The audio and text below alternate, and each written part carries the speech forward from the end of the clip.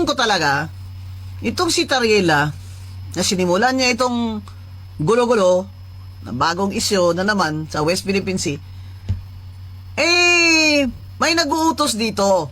Yan tingin ko na sige, gulo-guluhin mo, magka-issue ng ganyan-ganyan para merong tawagin natin silang chinador, ganyan, para sa sunod na eleksyon ay hihina na ang kanilang political influence. At ginagawa yan nila para po makalimutan natin ang issue ng korupsyon sa flood control at sa 100 billion insertion ni BBM at sa mga napakalaking billion-billion na budget ni Sandro Marcos at ni Romualdez. So, para po ma-divert ang attention natin sa korupsyon, ay merong, kung sa Bisaya pa, labugay ba? Somebody is stirring the pot, kung sa English pa.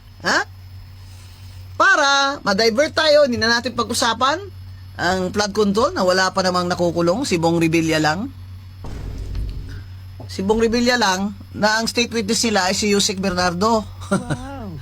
So, it's his word against Bong Revilla na nagdatid daw siya ng pera doon kay Bong Revilla. So, somebody is steering the pot para yung attention natin, mga kababayan, ay mawala doon sa massive corruption. Oo, tama ka dyan, Attorney Rowena Guanzon. Ginagawa na nga nilang tanga ang taong bayan at ginagawa na nilang bobo, gusto pa gawing ulyanin ng tao. Ay nako, milyon-milyon, bilyon-trilyon. Kaya hindi makakalimutan ng tao yan. Nililigaw nila tayo sa mga nangyayari sa bansa. Kaya tayong mga taong bayan, dapat wag tayong titigil sa paghanap ng hustisya para sa ating mga kinabukasan. Yun lamang.